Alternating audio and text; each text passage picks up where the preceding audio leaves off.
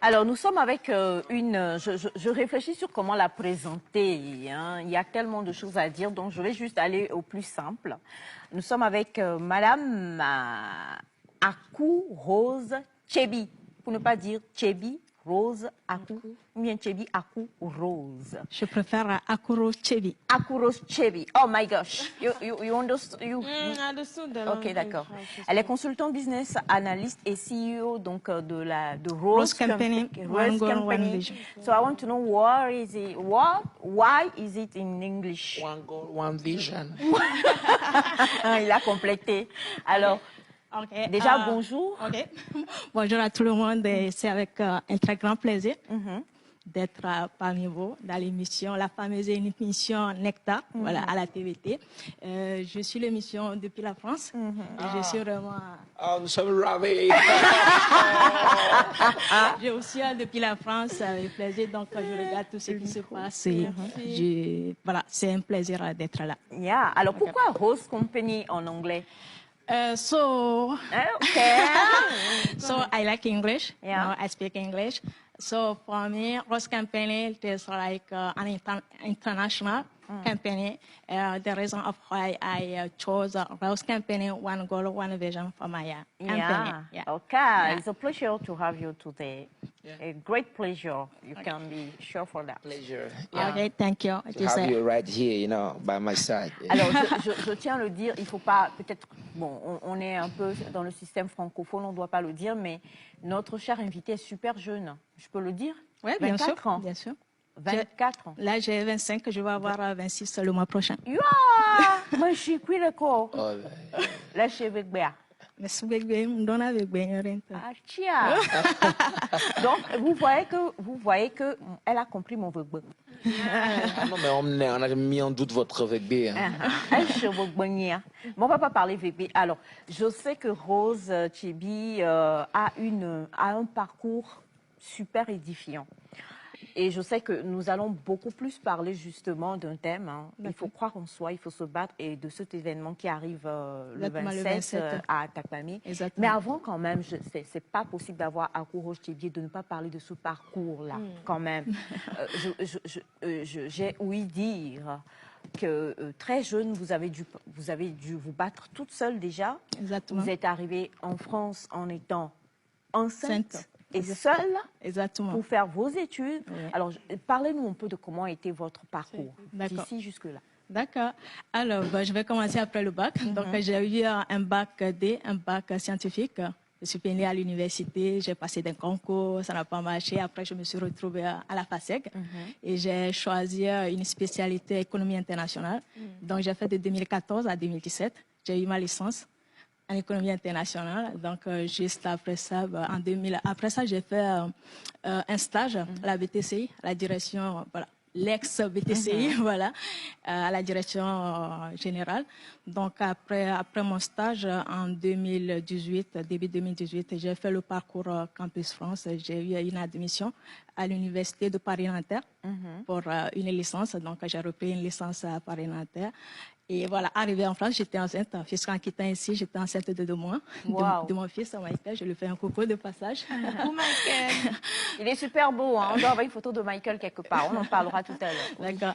Donc, arrivée en France, voilà, j'ai fait la licence. C'était compliqué, c'était pas facile puisque j'avais pas de famille. Je suis rentrée chez un couple, Guy et Muriel, qui m'ont accueilli dans leur maison. Ils m'ont logé. Voilà, j'ai pris une chambre. Et voilà, c'était compliqué, mais voilà, je me suis battue, j'ai rien lâché. Et j'ai eu ma licence cette année-là. Après, j'ai postulé pour un master en ingénierie économique et de l'analyse de données. Donc, 2 ans après, j'ai eu mon master et voilà, je suis devenue consultante business analyst. En parallèle, j'ai créé mon entreprise Rose Company, One Goal, One Vision. Alors, Rose Company, ça englobe quoi en fait? Ok, alors Rose Company, j'ai commencé par des séances de coaching. Je conseillais des gens sur le développement personnel, les finances personnelles, vu que voilà, j'ai eu un parcours en économie. Mais par la suite, comme je me suis spécialisée dans l'IT, donc j'ai jugé bon que ça serait bien. Pour nous, pas les ignares, mais pour nous, les lambda, IT. Ok, c'est la technologie, l'informatique, la data.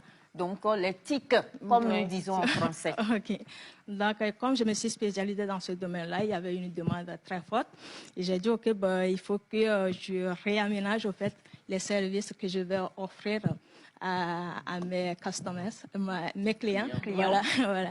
Donc, j'ai réaménagé. Et il y a d'autres personnes aussi qui ont rejoint le projet.